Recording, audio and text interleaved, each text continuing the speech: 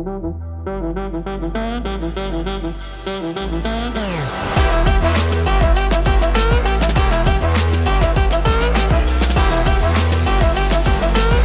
everyone, and welcome to the Tom Baker Show. It's great to be back on PowerTube TV once again. My name is Tom Baker, and we have got a young, aspiring NASCAR racer on the show today. We're going to talk to Matt Gould about his opportunity that he has in the NASCAR Craftsman Truck Series. And then we're going to, toward the end of the show, we're going to get into some hot topics because, boy, do we have a lot of hot topics to talk about here on this week's show. This show is always being brought to you by TrackTune, and you'll be seeing and hearing more about TrackTune during the program. Let's get Matt Gould on with us now. Matt, as I said, is an 18-year-old North Carolina racer who's making his first NASCAR Craftsman Series truck start at one of the oldest tracks in the United States of America on Sunday, Milwaukee on the Mile. He is the son of Nice Motorsports crew chief Phil Gould, and he has some late model wins and has had success in several divisions to his credit. He's one of the hardest working, most humble young men that I know. And Matt, great to have you on the program. Yes, it's awesome to be here. Thank you, guys. Okay, so let's first talk about your upcoming Truck Series debut. I have several questions. We'll dive into your background momentarily.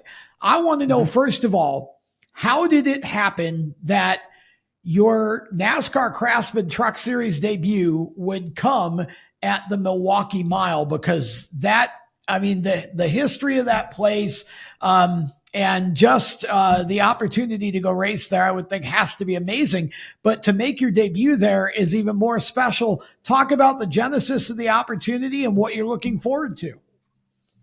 Well, how it all evolved, really, this is, as you know, have been trying to happen for a while. So we really just tried to find tracks that I was approved for. Milwaukee, I ran the ARCA race there 2 years ago. So that was one of the tracks I was actually approved to run.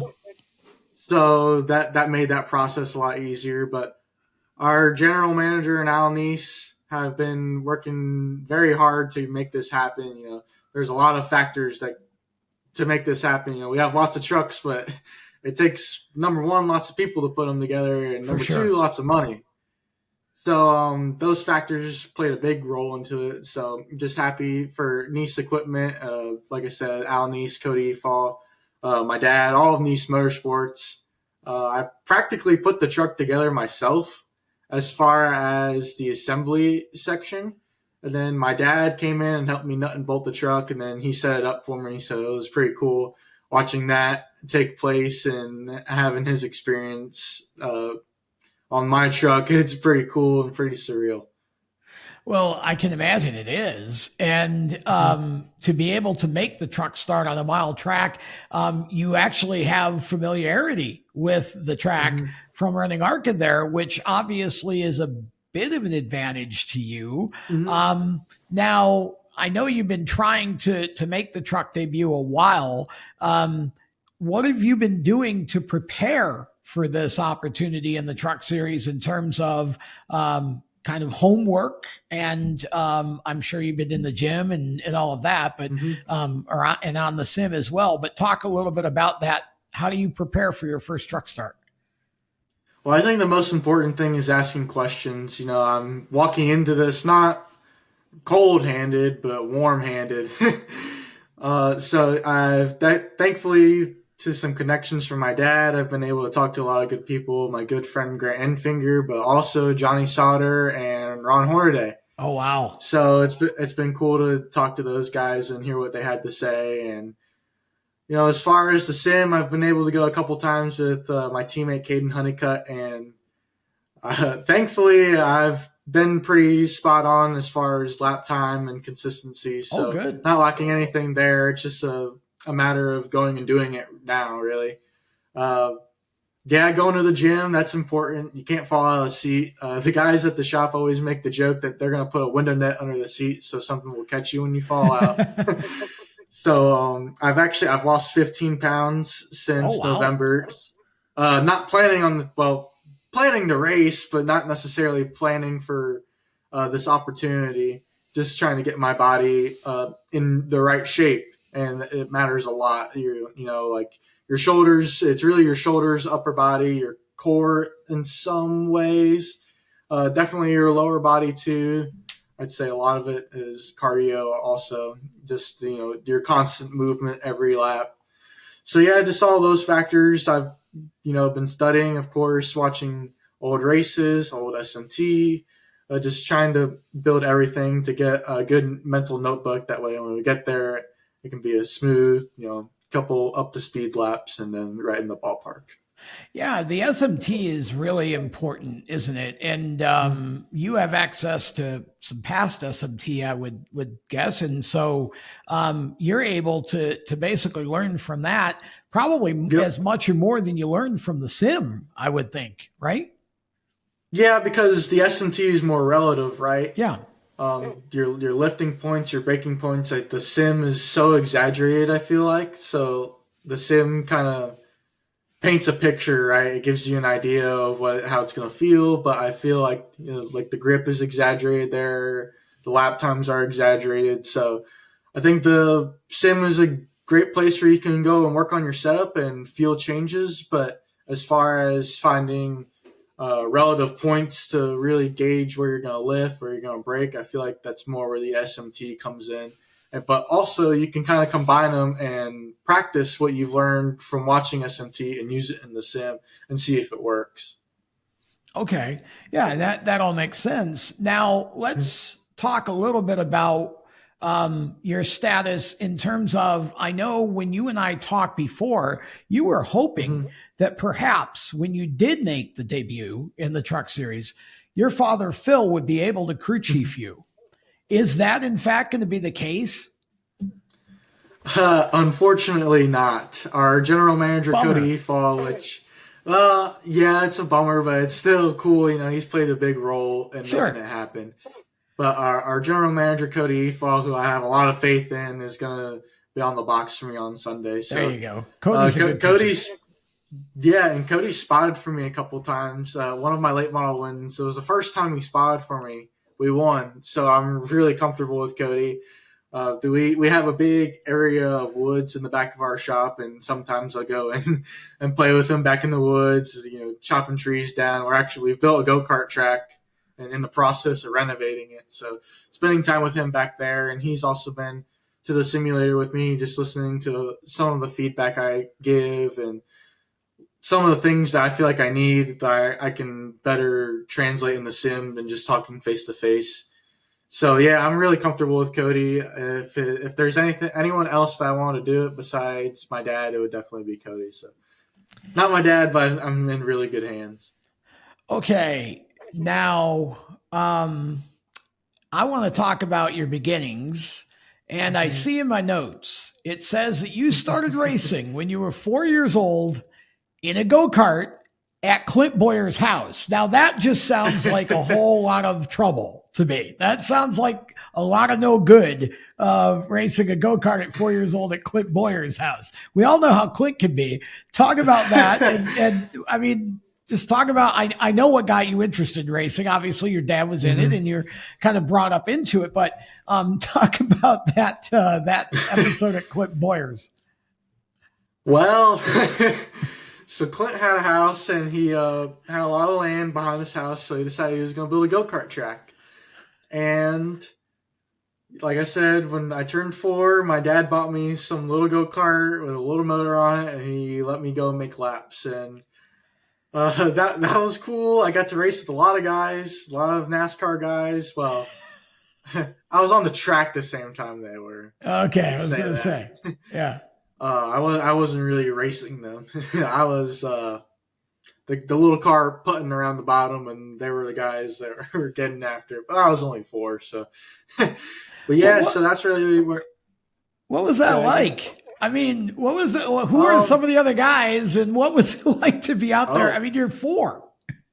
Yeah, I mean, well, Kevin Harvick, Clint, obviously, Tony Stewart. There's a lot of guys, boy. and much like Dale Jr., they had like points races, and they raced for money out there.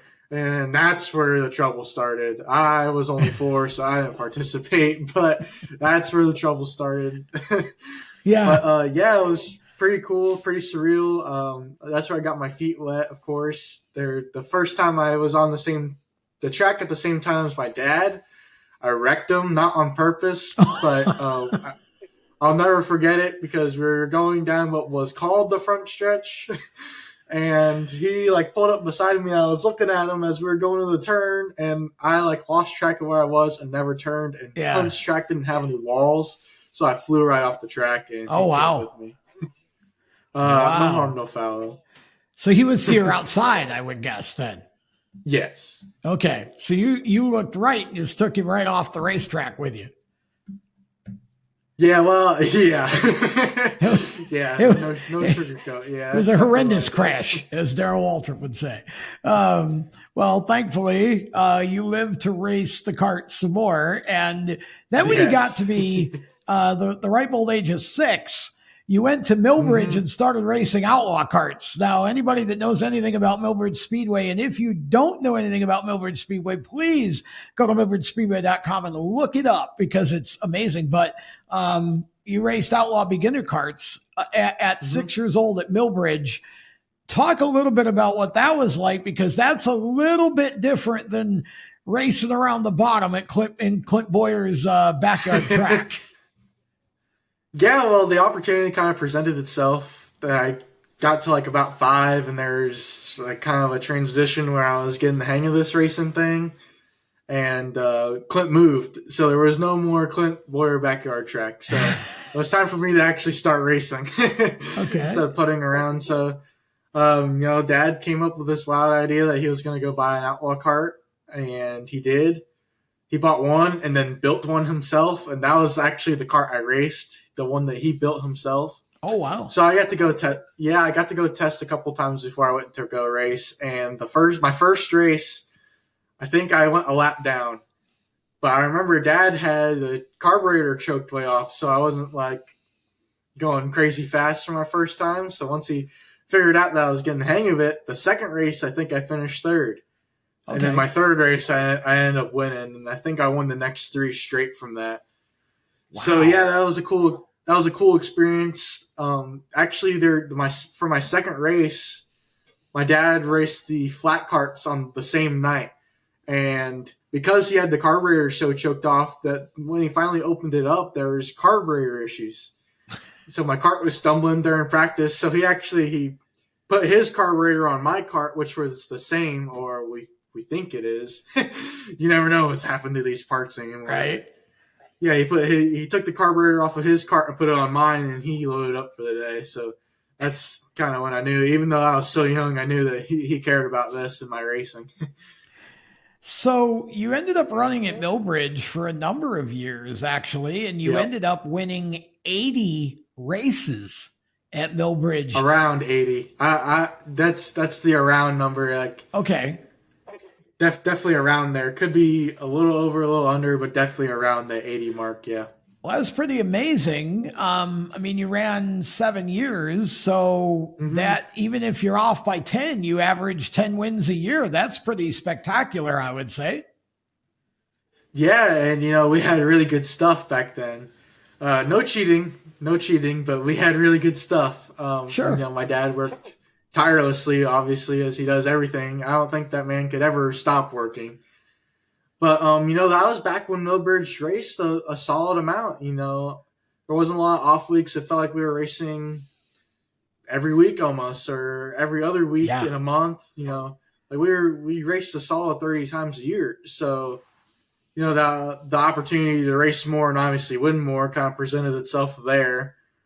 But the only part I'm salty about is I have no championships, and that is because when my dad was crew chief in Xfinity, Bristol used to race on Wednesday nights, and obviously Millbridge races on Wednesday nights. Yep. And so I would always be out a race, and I was always in a tight race for the championship with guys like Gavin Boschel or Trevor Klein. So if I missed one race, and that basically meant my season was over. So I've been close to winning a championship out there, but unfortunately because of that factor, I did not. But still, my success there, I think, kind of speaks for itself. Like I said, we had For sure. really good karts there at the time. My dad built every kart I ran out there except for one. That's awesome. We call them the NFS chassis, and that meant not for sale because they're so fast at times. There you go. With that, we're going to step aside. We will be back with more of Matthew Gould. Hot topics coming up as well.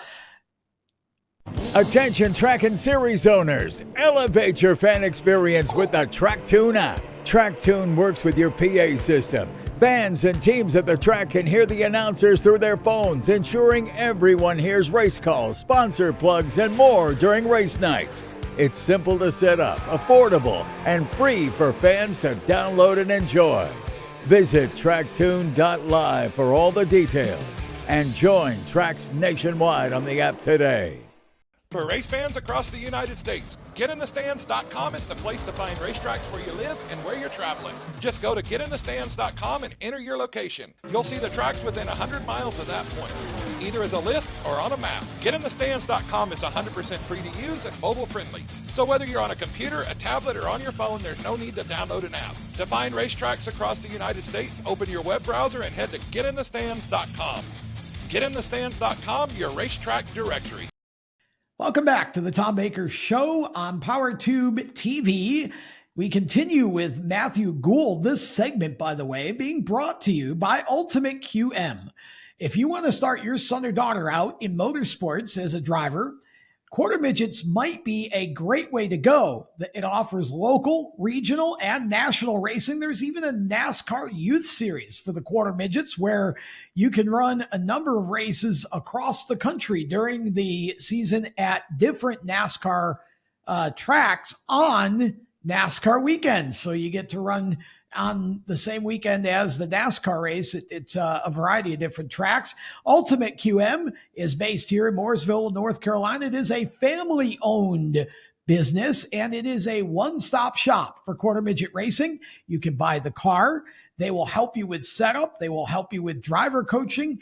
They have at-track services at many of the bigger races. And it is a tremendous chassis to start with. Andy Loden builds them. His son Nick won about 180 quarter midget races before he moved up to late models. So they know what they're doing. There are lots of winners around the country every week on Ultimate QM chassis. Winners win with Ultimate QM. Matthew Gould is with us, as we mentioned, and we talked in the first segment about Matt getting his start in racing at 4 years old in a go-kart in Clint Boyer's backyard. If you missed that segment, you need to go back and watch it. It was truly memorable. And of course, went on to Millbridge Speedway, got into some real racing at Millbridge at 6. And between 6 and 13 years old, he won about 80 races there in the various outlaw kart classes.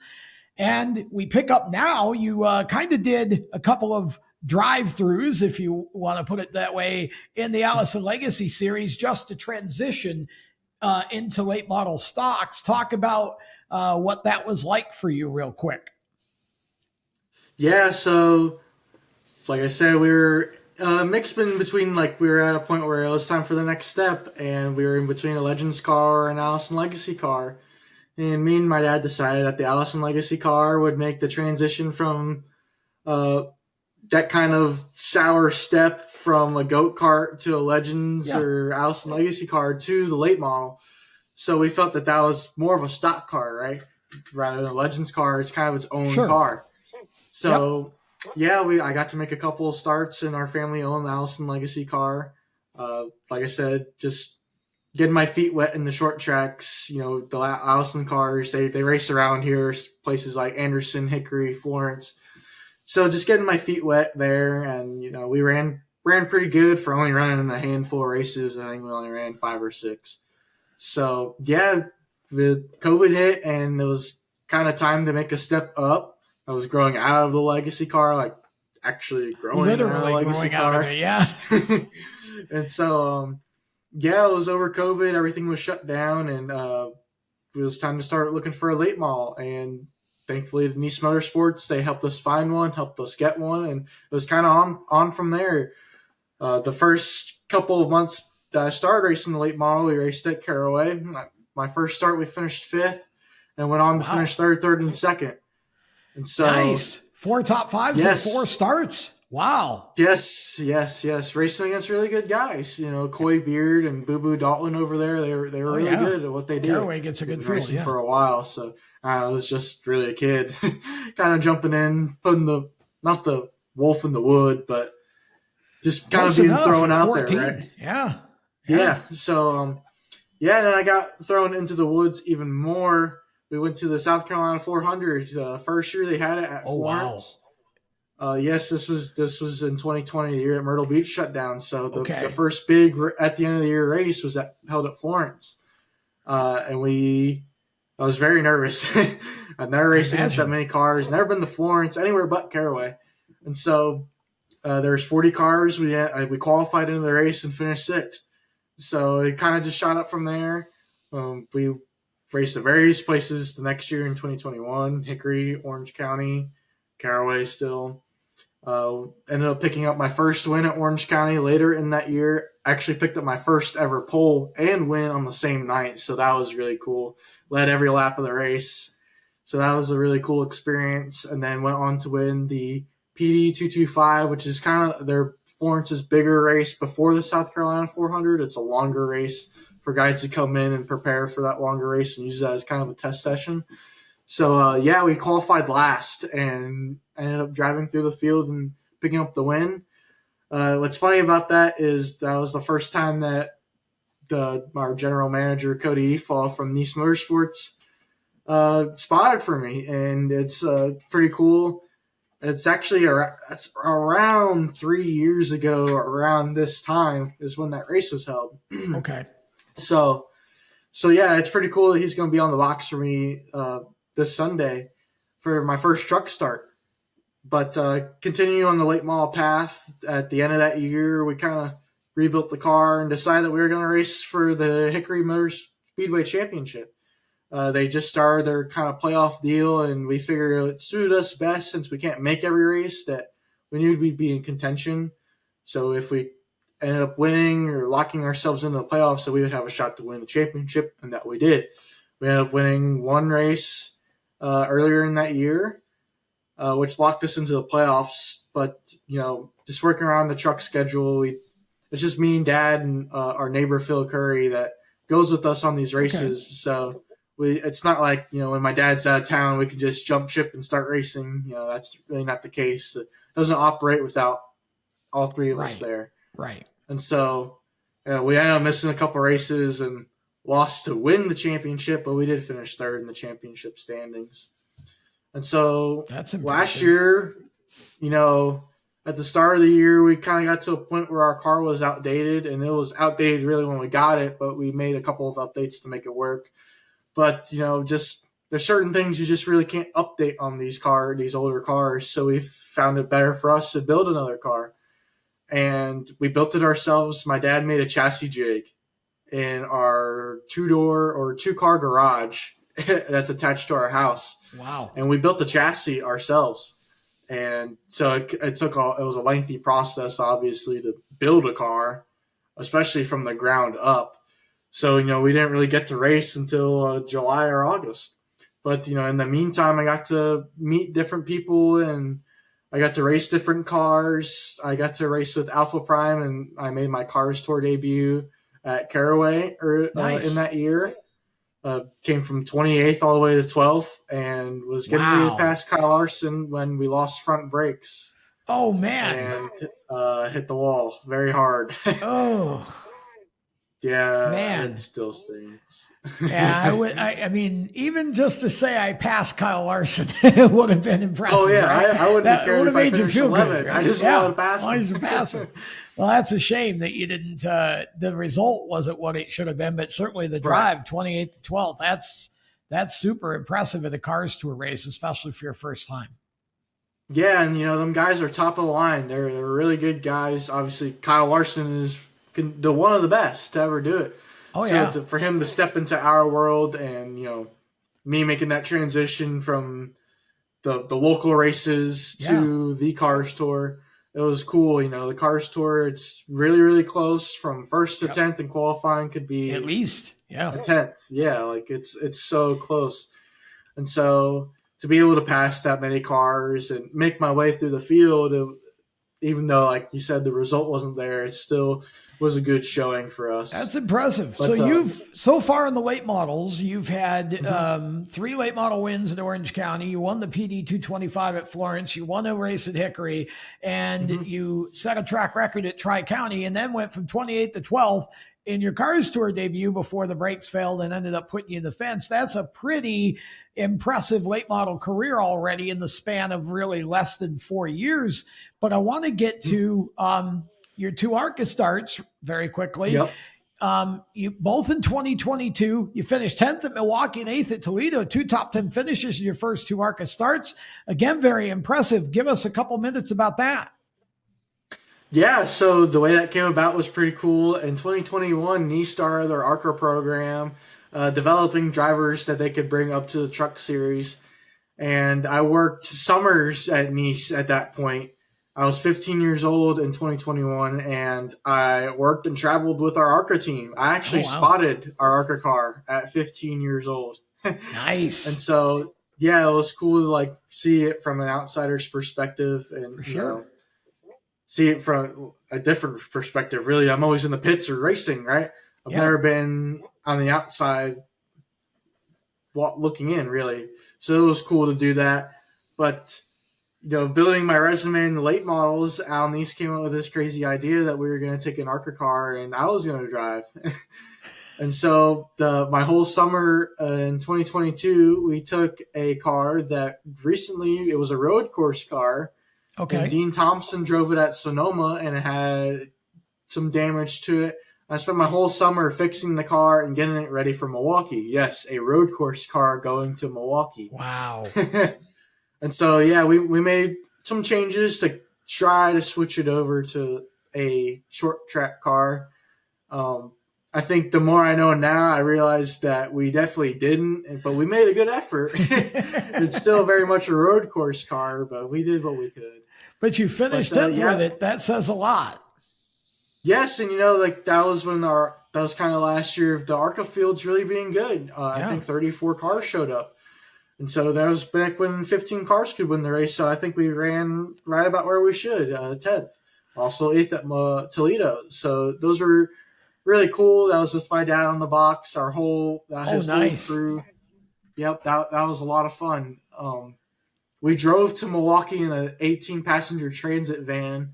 So that was fun. It was 16 hours. Wow.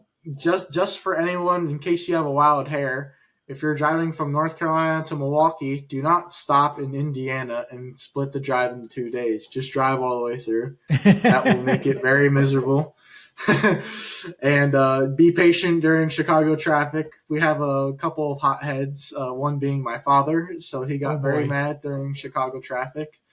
Not the place where you want to get very angry. No, not at all. For sure, but he held his composure for the most part. 2 great finishes, though, and both with a road course car. So I guess that proves you can take a road course car to a short track race and actually run well with it, which is pretty cool. So I know you can't do all this by yourself. So before we let you go here, talk about who helps you make all this happen.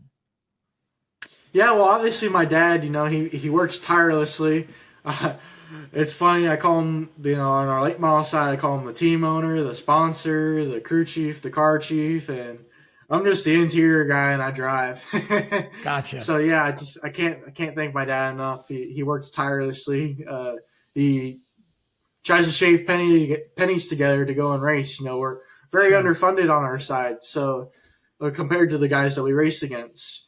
So yeah, I just can't thank my dad enough. He does so much. And, sometimes I do take it for granted and I don't realize how lucky I am. Sitting where I am today and just reflecting on everything that he's done, I just can't thank him enough. I also just can't thank Al Neese and Neese Equipment enough. Al's helped me since I walked into his little office at Neese Motorsports in 2019. And at the time, I was just this little kid who was the crew chief's son. and I got the nickname Little Phil from Al because there were so many Matts that worked at Nice Motorsports that they had to start giving everybody nicknames, and I was given Little Phil, or sometimes they say LP for an acronym. So yeah. So yeah, I just can't thank Al Nice enough. He's the man that's making this weekend happen. Obviously, with Nice equipment being on the side, it's so cool, and to finally make this happen with Al, and my family at Nice Motorsports. I can't thank them enough either. I feel like in the process of building the truck, I built most of the truck, but once it got to its final stages, it felt like everybody put a hand on this truck to make sure it was prepared the best that it could. So yeah, I can't thank everybody at Nice Motorsports. Cody Efa, our general manager, he's the man that behind the scenes makes this all happen, and manages the company to where opportunities like this for me can be presented for itself, just much like it did for the ARCA race. And so, yeah, I can't thank Cody Efa enough. Richard's Painting, which is my uncle, Richard Gould, right here in Salisbury, North Carolina. Okay. My uncle Rich, he's a great mentor to me as far as racing. He used to race himself in the UARA days and the Hooters Pro Cup and the Busch North days. So he's a really good mentor to me and has helped us out on our late model side. So Richard's Painting, anybody need painting work done, he's the man. He's won the Gold Painting Award in Salisbury 5 years in a row. So he is the guy here locally that you want to paint. My neighbor Phil Curry, he works for us for free when we go and race the late model, and he does our tires. And he does a lot more than tires. I can't count on two hands what he does and how much he's contributed in my career. He's given me opportunities to race at the outlaw kart level when I was moving up to the 250 class and the open 500 class. Even his son used to race, and he always had two karts, and he let me drive a couple of times. So he kind of excelled my career, getting those extra dirt steps before I made the transition to legacy cars and the late models. But he's never missed a race since he moved into the house next to me. He's never missed one of my races, and so his contribution to my career is much appreciated, and it's something I'll never really be able to pay him back for. Free labor, that's hard, and especially when he's been helping us out for so many years.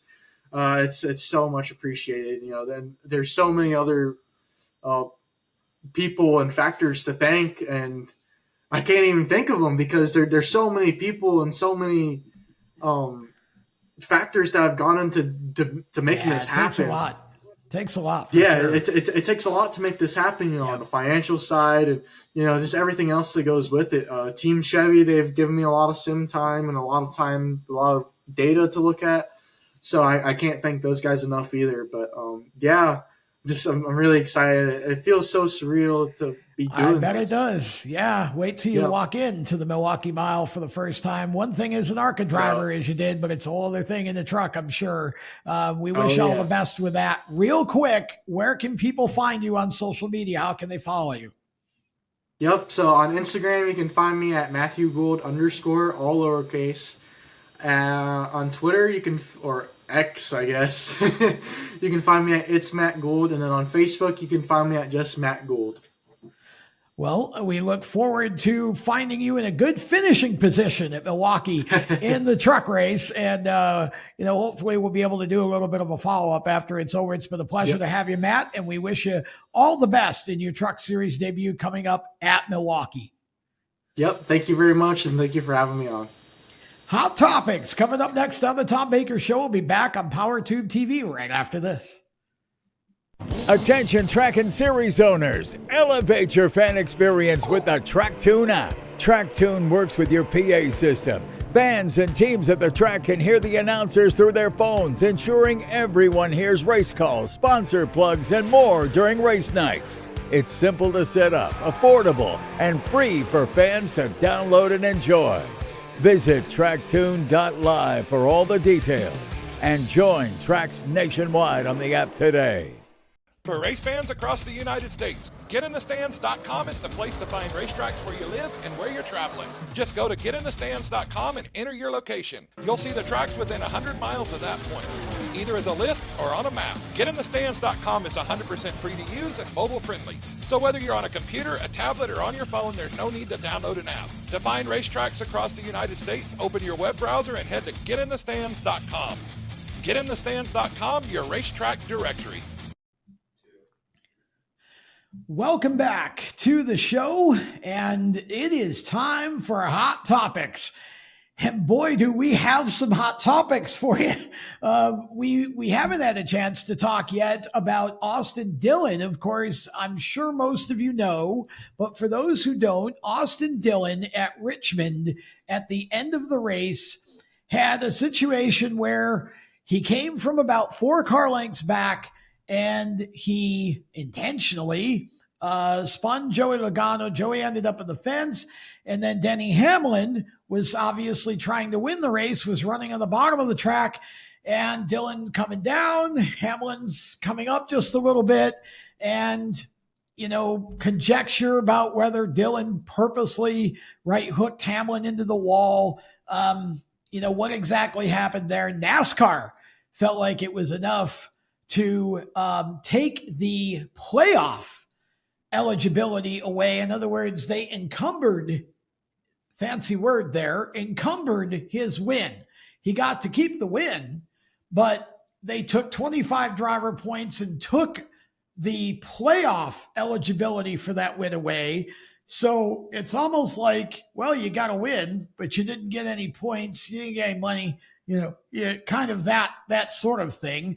And they also took 25 owner points. And then his spotter, who was heard on the radio, he kind of turned into a bit of a fanboy. He was cheering him on in the last lap or so and got a little overexcited. He uttered the words "wreck 'em." And I don't believe for a second it affected anything Austin did. And Austin agreed with me, basically. However, nonetheless, totally inappropriate for a spotter to be encouraging a driver to wreck another car. And so originally, NASCAR suspended him for 3 races. Well, now on appeal, after the first appeal, which RCR did appeal it, the initial appeals committee basically changed nothing. They upheld the penalties except for knocking the spotter's penalty from 3 races to 1 race. And that was basically it. So now there is a process that NASCAR has where you can go to a final appeal, and it's one gentleman, basically, that's going to make the decision pretty much. And so RCR did say that they plan to take this as far as it can go.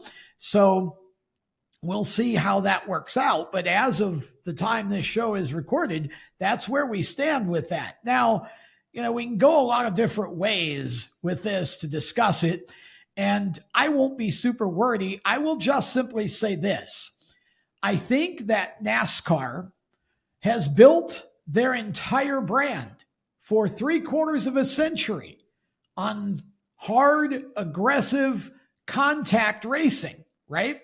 And, we all know, we know that the previous driver of the 3-car, Dale Earnhardt, made an entire career of this, right? Now, again, we can have discussion back and forth. Did we ever have a driver take out 2 cars in that manner to win a race? Well, maybe not exactly, but I'm not convinced that the Hamlin part of this incident was totally intentional. I think Austin was focused on the finish line and he just basically drove through Hamlin to get there. Same result. Certainly not blaming Denny for being any part of it. But it just feels to me a little bit like we waited 3 days initially for the penalty to be announced. And I don't think that NASCAR has really solved the problem. All Elton Sawyer from NASCAR kept saying is he crossed the line. We felt he crossed the line. Well, what is the line? Where is the line? I don't think we know any more about where the line is than we knew before this happened. And since they didn't just black flag him and disqualify him like you kind of would think, we get to a point where they could do this at the track without having to wait 3 days. I don't know if we've advanced the sport here. I mean, I feel like there's still going to be contact. There's still going to be drivers who are pushing the envelope, and we're going to be back in a similar situation, maybe not when plowing through two cars, but I feel like we're going to be back in the same situation in a week, 2 weeks, a month. There are a lot of different factors here. But NASCAR, who seems to want to have it both ways, they want to be entertainment, okay, and they want their production side to be able to, promote all of this, crashing and contact and hard racing. I don't know that you're ever going to solve the issue without just flat turning zero tolerance, right? We're just not going to allow that kind of thing to happen anymore. If you spin a driver, wreck a driver to win a race, you're black flag. That's it. You're just done. It would seem to me like that would be the only way that we get this thing fixed. Otherwise, I just feel like we're going to be talking about it again. Now, Joey Logano, for his part, was fined $50,000 he came down pit road and he was obviously in a rage and there were a lot of people on pit road after the race, spun the tires, was basically just being a little bit out of control, even though he'll claim different. But his actions led to a $50,000 fine, which I honestly don't think was enough. I really feel like Joey should have been suspended for a couple of races for that, because again, he put a lot of people at risk, even though he'll say that he was in control the whole time. It's just bad optics when you allow a driver to do that. And I think a $50,000 fine was a little light, to be honest. Team Penske chose not to appeal that. So Joey just accepted it and sent the money basically to NASCAR, as he said, over this past weekend. Now, when you look at this in its proper light, I think what we're looking at here is we're looking at a situation where we're going into the playoffs. Okay. And as I've said before, I would like to believe that we'll have some good, hard nose-to-nose racing, but we won't see anything nearly like this going forward. I'm just not confident that's going to happen. And that's really what, for me, is the issue with this. But there's really no more to say until we find out what the final appeal results in, and then we can go from there. Meanwhile, we've got other business in NASCAR to discuss, and some of it's really interesting. First off, we had two cars flip this past weekend. Two of them. Kyle Sieg flipped in the Xfinity race on Saturday, and then Corey LaJoie had a flip on Sunday in the Cup race. What's going on here? Now, first, let's be clear. Two different cars entirely. The Xfinity car and the Cup car are not the same car. So when you factor that in, you kind of have to separate them. But NASCAR spends a lot of money to make sure that these cars don't get upside down. And yet, we had two in one weekend. That to me seems crazy. Thankfully, Kyle and Corey were okay. But again, just looking at those two incidents, I hope that NASCAR can find a way. I don't know if there is a way, honestly, to totally prevent a flip, but gosh, this is stock car fendered racing. I mean, the way that each of those two cars took off is, that's worrisome for me, honestly. So be interesting to see where this goes. Meanwhile, off the track, here's an announcement for you. Remember all the things I just talked about with Austin Dillon and how he crossed the line? Well, guess where the 2025 Busch Clash is going? It's going to Bowman Gray Stadium. For those of you who don't know what Bowman Gray Stadium is, it is located in Winston-Salem, North Carolina, and this is a racetrack that sits on the outside of a football field. There's literally a football field. Winston-Salem State University is the football field is on the inside of the racetrack. Think about the Coliseum, basically. Los Angeles, same deal. Only they run at Bowman Gray for about 17 weeks in the summer, and it's a quarter mile. They run modifieds, they run sportsman cars, street stocks, and let me tell you, it's roller derby on wheels. There are a lot of parts used up at Bowman Gray Stadium in the summer. So here's what we have. This is the oldest still running NASCAR Weekly Racing Series short track. We haven't had a cup race there in decades, and it's coming back in February of 2025 on the 2nd, to be exact. Mark that date on your calendar. And if you can get a ticket to see this Busch Clash at Bowman Gray Stadium here in Winston-Salem, North Carolina in February, I highly recommend it. It will be as entertaining as it gets. And I'm sure that there will be some lines crossed because the fans that show up there every week on Saturday nights during the summer, this is what they expect and it's what they get. So as far as I'm concerned, if NASCAR was not going to move it back to Daytona, which is where I think they should take it, well, heck, Bowman Gray Stadium is as good a place as any. It's already a racetrack. NASCAR is now operating it, by the way. That just was announced this year. So, of course, we're going to have something NASCAR related back at Bowman Gray. And we got the announcement that the Busch Clash returns, or it will be run at Bowman Gray Stadium, NASCAR returning there. That is going to be a huge event. Whether it will be a great event, I don't know, but it surely will be entertaining. There's no question of that. Moving on, a couple of pieces of news. Eric Jones signed a multi-year contract extension with Legacy Motor Club. Not surprised at this. Legacy is getting better. Their performance is increasing this year. Jimmy Johnson and his staff are starting to figure things out with Toyota's help, and I think it's a great fit. I'm glad Eric's staying there. Happy to see that. Now, Daniel Suarez has signed a 1-year extension to remain at Trackhouse. Now, this needs a little bit of discussion because Daniel Suarez and Ross Chastain are going to be joined by a third full-time Cup car in 2025, as far as we know, and more than likely that's going to be Shane Van Gisbergen. But wait a minute.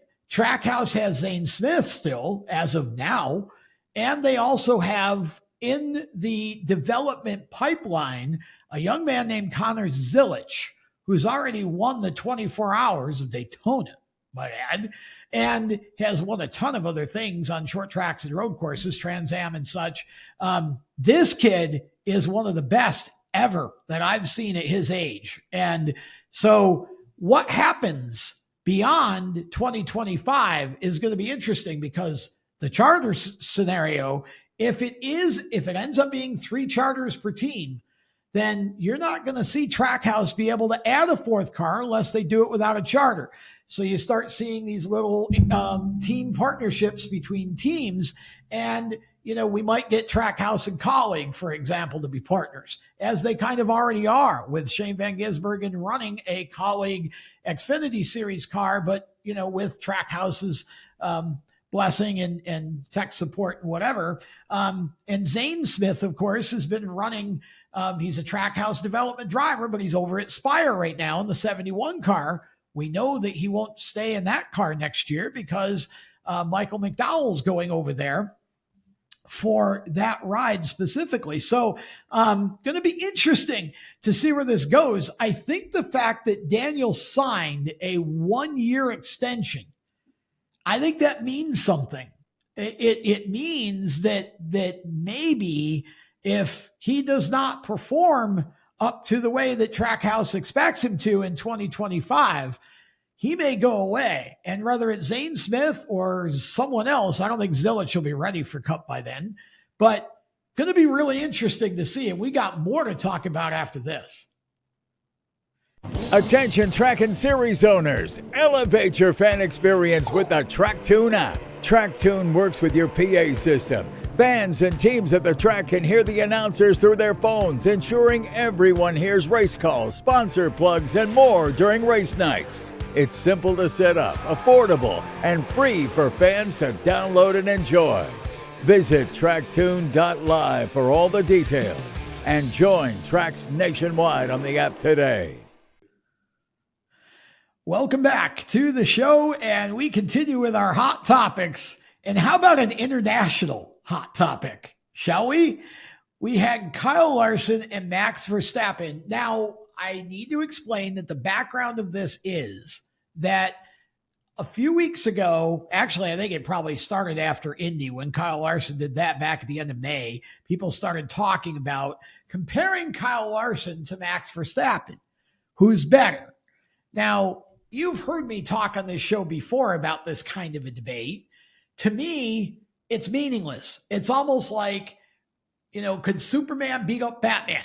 Right? Like it just doesn't, to me, there's no logic in it because you can compare their talent, but they don't race the same kind of car. So to me, it's an apple and an orange, and you can't expect Max Verstappen to get into what Kyle Larson drives or the other way around and have any real success for a while. They're all different. I think we saw when 7-time NASCAR champion Jimmy Johnson went to IndyCar.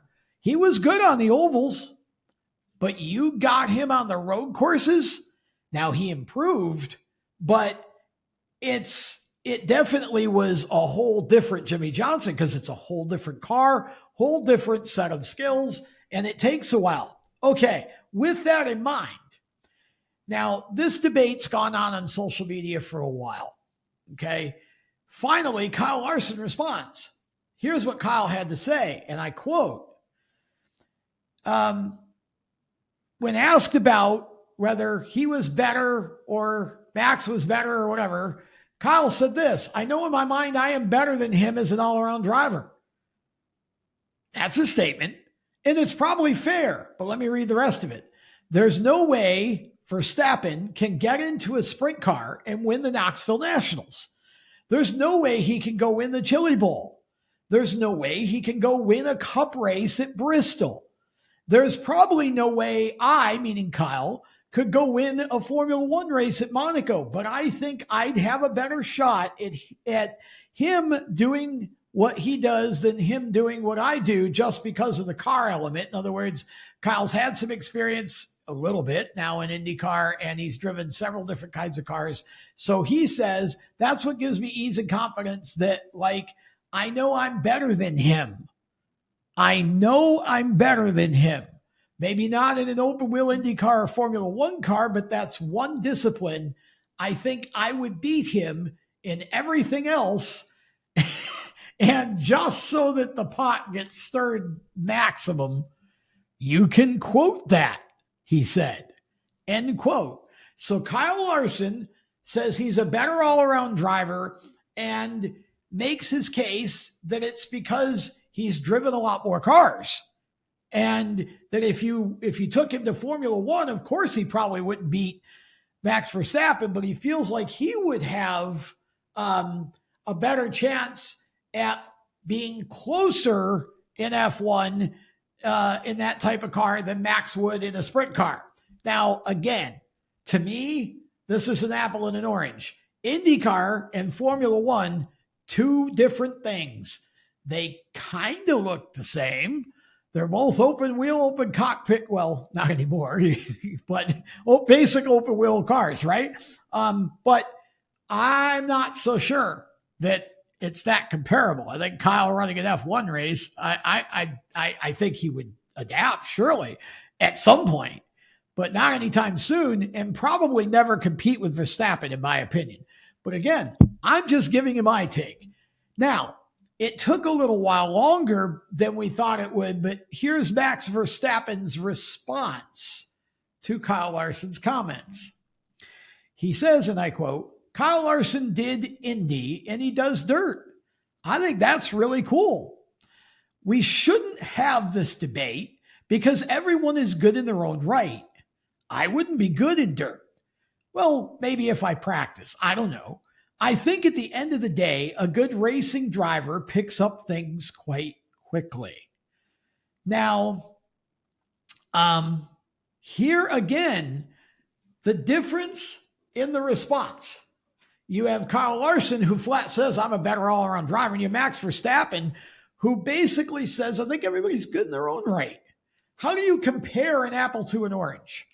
And this has been my problem with these sort of, even within NASCAR, comparing Jimmy Johnson's 7 titles to Dale Earnhardt's 7 titles to Richard Petty's 7 titles. Each of them happened in a whole different era of the sport. Okay, Richard's happened in the very early days when you ran dirt and asphalt and you had no power steering and a lot of different, a lack of any real driver aids, right? Dale came in just at the end of that and certainly was the best in the sort of second era of NASCAR. But you didn't see them running 60 or 80 races a year. You didn't see them running on dirt until very recently in that failed experiment at Bristol that should have never happened, in my opinion. But entertainment, remember? So, and then Jimmy was the king of the playoff era, right? And so I think all of those drivers are amazing racers. And I don't think we should try to figure out who's better than who, because it's entirely different racing. All right. So there's that for you. And you all can continue that debate in your own racing parties. Okay. Let's switch to IndyCar here because there are a few things to talk about and they're important. Number one, wow, David Malukas signs a multi-year deal with AJ Foyt Racing. Now, this, again, it needs some detail here because David Malukas started the year as a McLaren driver in Indy. Arrow McLaren got hurt his wrist. And because he was going to be out for an extended period of time, McLaren let him go. That's when they brought in Théo Pourchaire.